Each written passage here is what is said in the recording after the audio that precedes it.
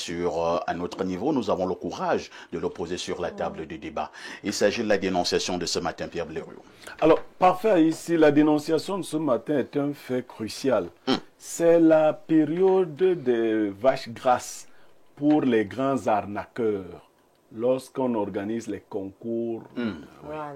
La période des vaches grasses. J'ai été saisi par un certain nombre de personnes. Pendant que je m'apprêtais à entrer en contact avec la personnalité, elle-même m'a fait un post hier soir ou ce matin. Madame la commissaire divisionnaire Minjom. La dame d'Odja, c'est le quatrième. Ekounou. C'est le quatrième. C'est le quatrième. Voilà, le quatrième. Voilà. Entre autres, hein, oui.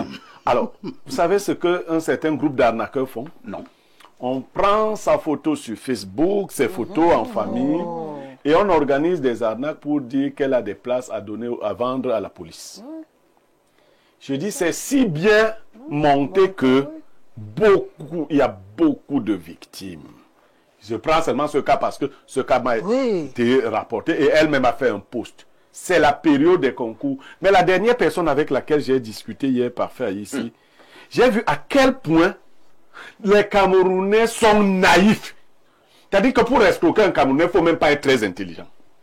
Ces deux, son frère et son fils sont à Ebolova. Et lui, il est en Occident. Il veut donc faire comme les Camerounais, c'est-à-dire trouver des places. Le concours. Il échange avec une dame qui dit être comme cette divisionnaire Minjom.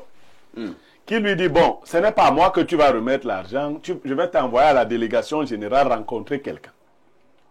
D'accord. Ça semble déjà très correct, parce que tu vas aller quand même à la délégation générale. À la délégation générale, un individu arrive devant vous, vous êtes appelé par téléphone, et il est devant vous. Il n'est pas en tenue de policier. Il y a deux autres individus à côté qui disent mon principal. Donc, il est... En fait, c'est un théâtre. Vous voyez ça? Donc, il serait donc commissaire principal. Vous êtes donc déjà dans la NAS. Oui, en sécurité. Parce que vous êtes venu à la délégation générale de la sûreté. Mais vous n'êtes pas dans un bureau. C'est-à-dire que vous êtes en train de rencontrer l'individu en plein air. Dès qu'il disparaît, si vous revenez à la délégation, on va vous demander, vous êtes entré dans ce bâtiment? Non. Vous étiez dans quel bureau? Vous dites, il est descendu d'en haut parce qu'il vous a dit au téléphone, je suis en haut, je descends. Alors qu'il était à côté. Il était à côté de vous. Je suis en haut, je descends. Vous avez donc décidé dans votre tête qu'il est en haut, il descend. Il est donc descendu. Il est arrivé à vous. Il est où? Et troisième niveau d'arnaque. Il vous donne un numéro sur lequel n'apparaît pas son nom.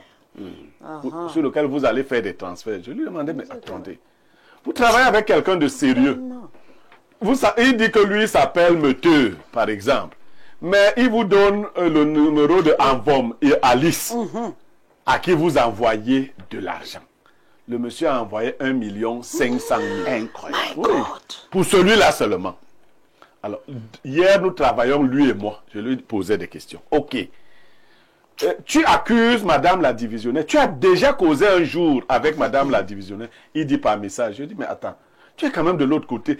Comment tu sais quand tu échanges par message avec quelqu'un que c'est lui? Vient de la personne. Comment tu sais? On fabrique les faux comptes Facebook et tout ça. On met les images. Comment tu sais? Donc, c'est la période des vaches grasses, c'est la période de la moisson pour les grands arnaqueurs.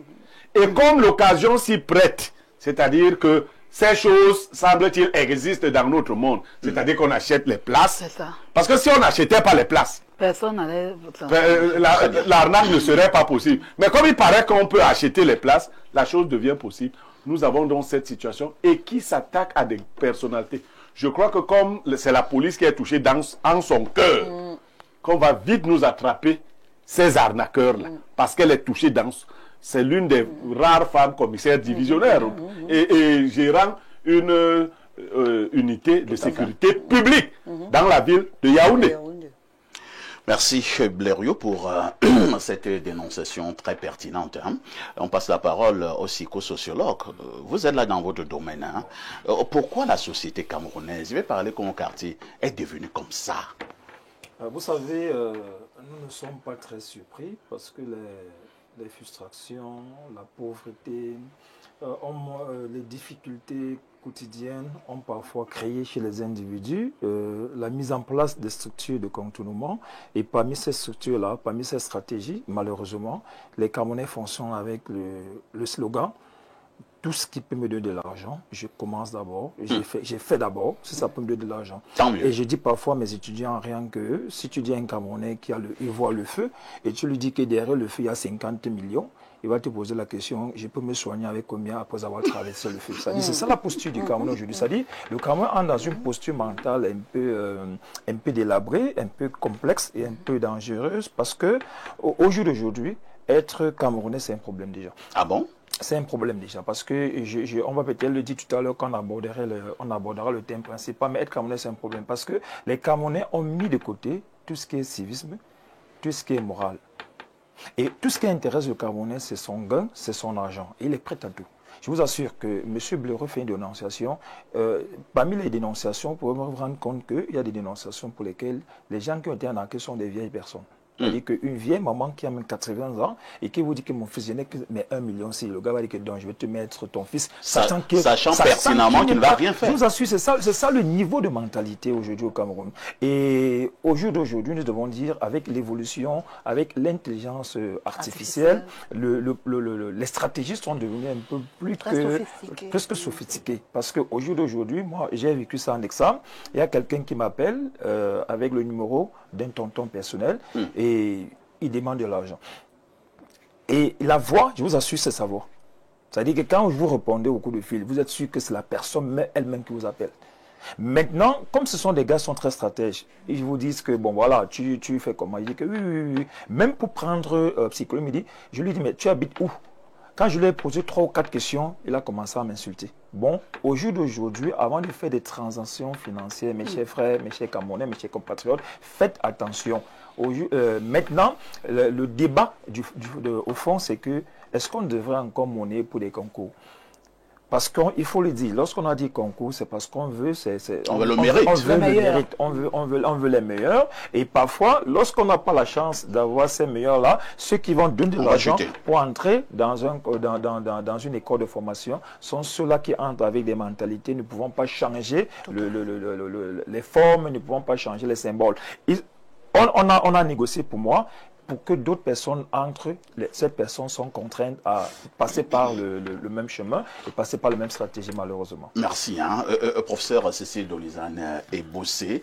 Je pense que Blériot a commencé à le relever tout à l'heure. Est-ce que nous ne devons pas être d'accord que si la pratique gagne en intensité, c'est probablement parce qu'effectivement, on donne de l'argent pour accéder à certains concours au Cameroun. On reparle là d'une affaire de millions. Et je prends il y a quelques mois, une affaire avait également éclaté. Ça concernait l'École nationale d'administration et de magistrature. Et entre un grand milliardaire au Cameroun qui avait versé, soit pour ses 2 enfants, une affaire de 40 ou 50 millions. L'affaire a fait grand bruit, ainsi de suite. Et après, plus rien. Votre regard? Oui, moi je pense que c'est un problème de la mise à l'écart de la méritocratie. Parce que lorsqu'on dit un concours, ça veut dire qu'il y a compétition. Tout à fait. Ça veut dire que c'est celui qui court un peu plus que d'autres. Et que les autres doivent le rattraper. Quand on dit que concourir, écoutez, vous posez la question à la bonne personne. Parce que moi, dans ma carrière aussi, j'étais athlète. Voilà. Donc, moi, ma spécialité, c'était la vitesse. Donc, l'affaire du concours, là, c'est la capacité d'aller le plus vite possible. Dans le starting block, vous êtes tous ensemble. Mais il faut regarder l'arrivée. Et ne pas regarder les pourtours. You must stay on the line. C'est ça. Donc, tout ça, il faut... Les gens, les étudiants ou les élèves ne préparent plus leur concours normalement, sereinement, en disant, il faut que j'arrive rapidement à l'arrivée. Donc, je travaille à fond la caisse pour 20. Et je table sur 20 et je vais arriver à 17 ou à 18. Ce qui est plus important pour eux, comme on parle au Cameroun, c'est de chercher le résultat. C'est de chercher les raccourcis, shortcut, comme nous disons en anglais, shortcut. Or, la recherche de la facilité, la recherche du raccourci, c'est ça qui détruit tout. Et il faut savoir que ça entraîne dans un système, un espèce de labyrinthe, comme mon collègue l'a dit tout à l'heure. C'est-à-dire, c'est la personne qui est venue par ses moyens détournés ne peut pas primer l'excellence. Puisque lui-même, pour avoir accès, il avait payé. Ça ne peut pas primer l'excellence. Mais le fond, heureusement, nous avons un psychologue qui est là. Moi, je suis civilisationniste. Et tu vas me poser la question, est-ce que c'est les atavismes africains? C'est la question que tu vas me poser. Je vais te répondre par non. Et je vais embrayer sur le psychologue pour dire que c'est plutôt psychologique, les comportements qu'aujourd'hui, nous avons intérêt à éradiquer si nous voulons véritablement être compétitifs dans le monde avec la globalisation. Très bien. Parce que, excuse-moi de le dire, tous les pays africains ne sont pas logés à cette enseigne. Pas du tout. Donc, les pays qui sont en train de venir en force, là, c'est-à-dire le Sénégal, les pays d'Afrique australe et bientôt le Burkina et autres, si nous continuons à fonctionner dans ce registre-là, nous serons mis à nu. Hein. Merci, professeur. Madame Ekwan, on va parler comme au village, la police est dehors. Ça veut dire ce que ça veut dire. Je pense que samedi, c'était pour ceux qui composaient pour le grade d'inspecteur de police. C'est leur concours a eu lieu samedi passé, il y a exactement 2 jours. Je peux vous dire qu'à mon niveau, je ne sais même pas qui dit à ces personnes-là que moi aussi je suis une haute personnalité. On m'appelle, elle dit pour me dire que vraiment parfait, j'ai mon fils là, est-ce que tu ne peux pas nous aider? J'ai dit, aider à faire quoi? Elle dit, non, c'est pas en train. Et la personne, Blériot, la personne, la première, me dit, même si on demande quelque chose, viens en cause. Il te dit, même si on demande quelque chose. Une mentalité corrompue. Je leur dis que vraiment, je ne suis pas policier. Je ne sais même pas comment ça se passe. On a dit que c'est un concours, alors qu'il a concourir pour parler comme le professeur Ebossé. Mais qu'est-ce que nous devons faire pour mettre un terme? Parce que ça devient comme si c'était une mentalité. Oui, qui s'installe. Ici, la société camerounaise est malade. Il y a eu un colloque, j'oublie le nom de cette dame, elle est docteur, elle s'occupe de la santé mentale. Et les statistiques les statistiques ont démontré que les Camerounais atteignent un seuil critique de santé mentale. Ah bon? Oui. C'est démontré. La santé mentale vient de quoi? Les frustrations. Le psychologue l'a dit.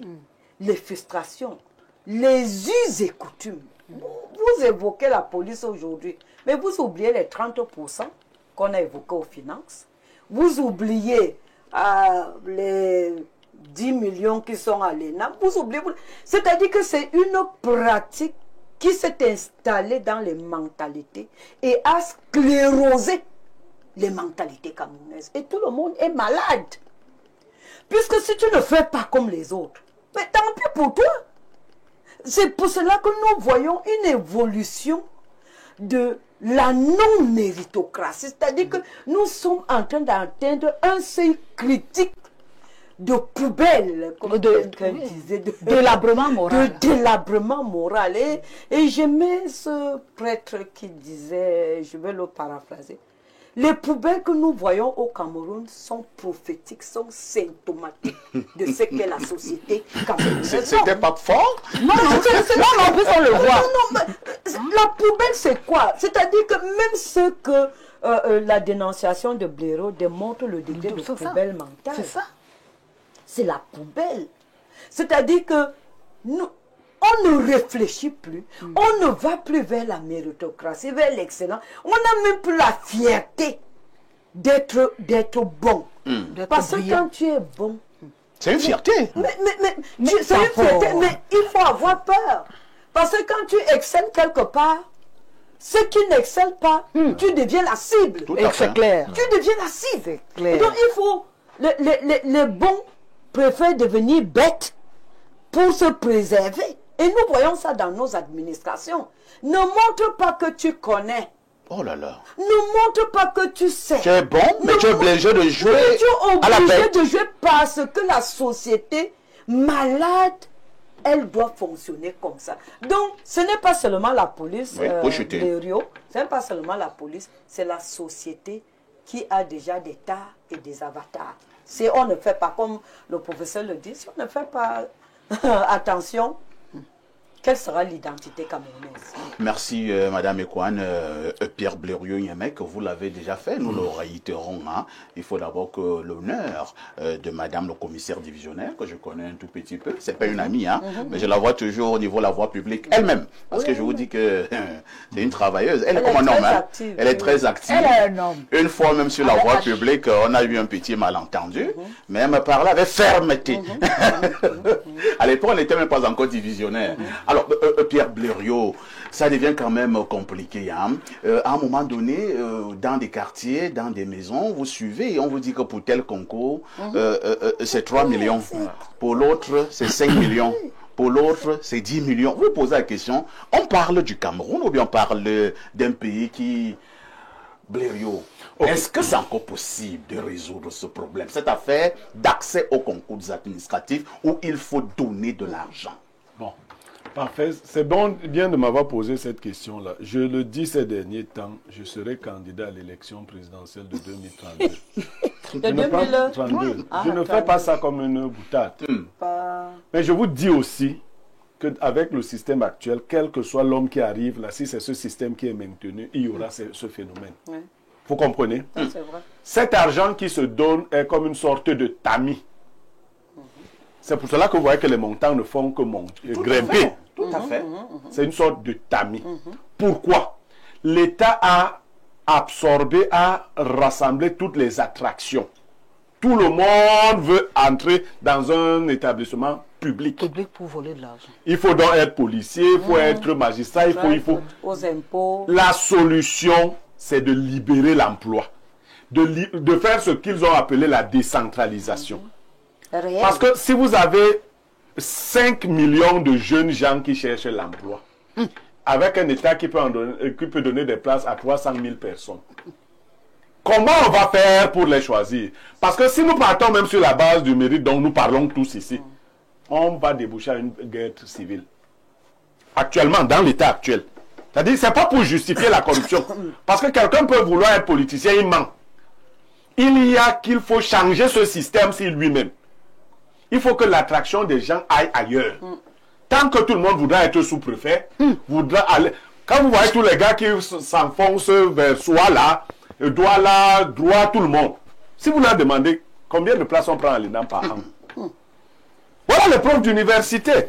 Vous avez combien d'étudiants qui s'enfoncent en droit? Est-ce que vous leur dites au début de l'année que mes frères, mes enfants, vous êtes 30 000 pour 120 places. 120 places. Mais vous êtes 30 000. Vous êtes 30 000. On veut 120 places. Ça veut dire que si on prend seulement votre promotion, divisé par 120 places, il vous faudra 27 ans. C'est-à-dire que vous comprenez. Donc vous n'allez pas travailler, vous n'irez pas à l'ENAM. Donc il y a déjà une bonne partie de morts parmi vous. C'est-à-dire les gens qui n'iront pas à l'ENAM. C'est qu'il faut donc changer le mindset. Il faut que les gens aillent faire des choses qui les rendent dignes sans qu'ils aient à envier.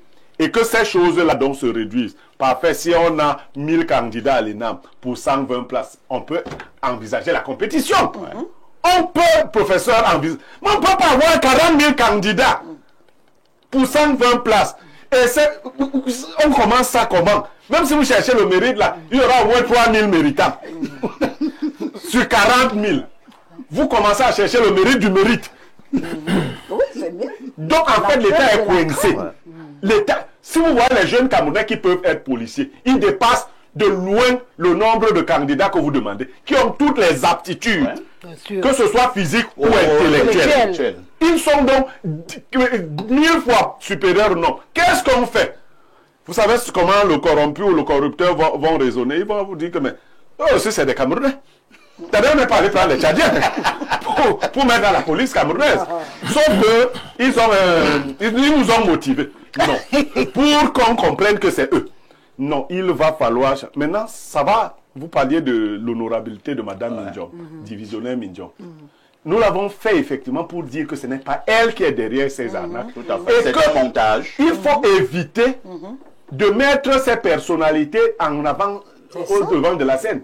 Dès qu'on vous dit un commissaire divisionnaire, quand vous ne connaissez même pas, vous commencez à ramasser des choses. Vous commencez à fantasmer. Et les Camerounais sont courageux. Est-ce que vous savez qu'il y en a même qui ont fait des reconnaissances de dettes Seigneur. pour dire qu'ils vont mettre des gens dans telle école? C'est-à-dire, il écrit, je reconnais avoir perçu 2 millions du professeur et pour mettre ses 2 enfants. Il écrit ça. Mais il parlait du courage du professeur Doubissi. Le Camerounais finit de t'écrire ça, il s'en fout. Lui, il a déjà pris l'argent. Quand on ne va pas prendre ton enfant, tu vas lui faire quoi? Il commence à se dire que toi-même, professeur, tu auras honte d'aller montrer ça quelque part, que moi, me voici comme tu as corona. Voilà.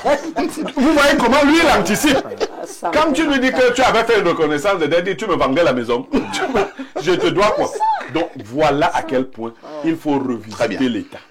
Merci Bileriot. Lisons rapidement quelques messages de nos téléspectateurs. Bien le bonjour à tout le panel. Le Cameroun est gâté depuis, je fais la police depuis 2017, niveau CEP. Rien, on ne réussit plus les concours au Cameroun. On achète ou bien si tu as la relation, ça passe. La vérité est bonne à dire. Alors, quand vous voyez donc il y a quelqu'un dans cette logique. Non. En même temps également, Blériot dit non. Non. Moi-même, je ne suis pas très loin de là. Ne disons pas également que tous ceux qui ont réussi là ont aussi monnayé. Non. Alors, prenons un autre message très rapidement. J'ai vu un message du 213 ici. Ce sont nos amis de l'Algérie. Nous allons lire. Le 213, c'est l'Algérie. Alors...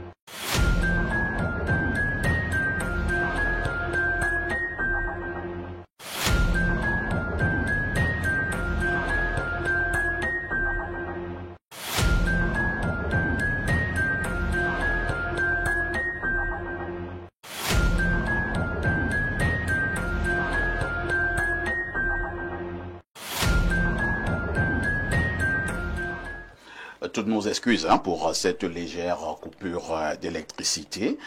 Eneo a fait ce qu'il sait faire le plus. Nous fonctionnons maintenant avec notre générateur. Alors, nous devons lire un message du 213 de l'Algérie. Bonjour, perfecto. Le fantôme est le nez de nouveau de la modération. Il faut aussi préciser qu'après avoir demandé de l'argent pour obtenir le concours, une fois que tu as obtenu ce concours, on te demande de baisser la culotte et de ramasser le stylo. Non. Je ne sais pas de quoi vous parlez. Voilà pourquoi certains fonctionnaires et certaines forces de l'ordre sont violentes et barbares. Quand ils pensent à la derrière qu'on a bousillé, et ils voient en face de des citoyens comme nous qui ont la derrière en bonne forme. Ça n'engage. Peut-être que ça se passe en Algérie. Mais au Cameroun, non. Alors, prenons d'autres messages. Alors, que dit ce message? Bonjour, espace miné, et à votre magnifique panel avec ses mamans, toutes belles au verbe fleurial. Juste pour donner des cœurs à Monsieur Blériot pour sa magnifique intervention concernant la dénonciation. C'est vraiment un sage. Rendez-vous en 2032. C'est Cédric, depuis Yaoundé. dont vous avez un premier vote. Oui, j'ai un partisan. Hein. J'ai beaucoup de partisans. Autre message, bonjour parfait. Ici le sac de modérateur et bon retour. Votre absence s'est ressentie. Il faut aussi... d'accord. C'est Hermana depuis... et Mwamba qui envoie le message. Autre message ce jour. Bonjour parfait ici. Je suis très d'accord avec l'intervention du professeur Ebossé. La méritocratie n'existe plus au Cameroun. Les dirigeants camerounais passent leur temps à se moquer des jeunes Camerounais qui ont fréquenté, comme pour dire le réseautage gombotique a embrassé la scène politique au Cameroun. Autre préoccupation ce jour, nous prenons rapidement cette intervention. Que dit le téléspectateur? Bonjour à vous sur le plateau. Bon retour à Parfait Haïti. Notre pays est pourri. Le système est faux et nul. Merci d'avoir invité ces sages et éminents enseignants. Sauf que tu risques encore d'être sanctionné. Les gens n'aiment pas ce genre de sujet. Oh, je t'ai averti. C'est Père Georges Diogras qui envoie le message. Ah, qui est mon père. Je sors d'une suspension. Vous voulez encore me suspendre? Bonjour Espace Miné. Pour la dénonciation, le régime de ce pays a cultivé une mauvaise mentalité sur la tête de tous les Camerounais. Désolé, rendez-vous en octobre. C'est Daniel depuis Douala qui envoie ce message. On va lire peut-être 2 ou 3 dernières préoccupations. Hein. C'est une pluie de messages comme d'habitude. Que dit ce téléspectateur? Bienvenue à toi, cher parfait Haïti. L'étoile absente enfin retrouvée. Qu'un mois peut sembler long quand l'âme d'une émission s'absente. Certes, la vaillante Viviane Andrea a tenu le cap, chapeau bas à elle, mais force est de constater que ton absence, grand frère, laissait dans nos écrans un vide que même les meilleures intentions ne pouvaient combler. Espace miné sans parfait ici, c'est comme une nuit sans lune, un match sans but, un dolé sans sel. Que moi je mange régulièrement. Tu nous as cruellement manqué, toi et cette alchimie unique que tu partages avec Pierre Blériot-Niemek, cette complicité qui transforme le débat en ballet, la polémique en poésie et l'information en véritable spectacle. Mais aujourd'hui, oui, aujourd'hui, le cercle est complet, à nouveau. Ton retour sonne comme une renaissance. Pour nous, fidèles téléspectateurs affamés de ta verve, pour l'émission qui retrouve son équilibre, pour le paysage médiatique camerounais et qui a tant besoin de cette voix comme la tienne. Alors, permets-nous ces cris du cœur. Jamais une absence n'aura autant fait apprécier une présence. Et que cette parenthèse fermée ne soit que le prélude et des émissions encore plus mémorables. Le public a soif. Et toi, cher grand frère, tu as manifestement la gourde pleine de ton talent habituel. Bienvenue à la maison, maestro. Merci. Hein. Bien dit, oh vraiment. Merci. Message très émouvant. Allons au plus 39. Il s'agit là de l'Italie. Que dit le téléspectateur de l'Italie? Il dit simplement bonjour, cher grand frère. On vous dit que les gens arnaquent les autres pour avoir un concours. Toi, tu ne dis rien. Alors, ce message du plus 33, c'est la France. Bonjour et bonne semaine à tout le panel. Hyper content de retrouver le Dieu parfait et Blériot. Je n'ai rien dit, mais le menuisier demeure le tuteur du meuble. Bon retour à parfait. C'est monsieur Bané Gilbert depuis les Essarts, le roi en France. Wow. Trop de messages. Hein. Ouais. Alors, je lis du dernier. C'est ton début aujourd'hui. Oh, le panel est complet avec le Francis Ngannou de la modération, le général de Gaulle, Albert Einstein, le miniaturisé de Info TV, sans également oublier le consultant cyborg de Bomiepel, Albert Blériot-Niemek. Vraiment courage à vous pour la suite. C'est Mougan depuis Loum qui envoie ce message. Autre préoccupation. Bonjour, Espace Miné, grande est ma joie ce matin de revoir mon fils sur son trône de modérateur hors hiérarchique. Bienvenue à la maison, mon fils parfait ici. C'est Popo depuis un fou et qui envoie ce message. Autre préoccupation, bonjour à vous, grand frère. Tout mon soutien, vraiment je suis fier de vous revoir. Et ce que je viens de voir en direct, le farotage. Non, vraiment parler de Ne parlez pas du farotage. Et quelqu'un dit ici, et qui le congé là t'a donné fière allure, hein? Parfait, j'ai dit ce que s'est passé. Je t'ai dit ce qui s'est passé à ton absence. Non, ne dis pas. Il dit ceci, Blériot était nerveux et triste la première semaine. Viviane n'avait pas le punch les 2 premiers jours, mais après elle a assuré. Claudia est devenue plus jolie et elle a pris un peu de kilos. En tout cas, je m'arrête là pour aujourd'hui. Tu nous as manqué, grand sac de modérateur. C'est Mireille depuis Onkwaba qui envoie ce message. Trop de messages. Hein. On ne peut pas lire tous ces messages-là. Mais nous marquons néanmoins une touche pause et on reviendra sur ce plateau pour la problématique principale inscrite à l'ordre du jour.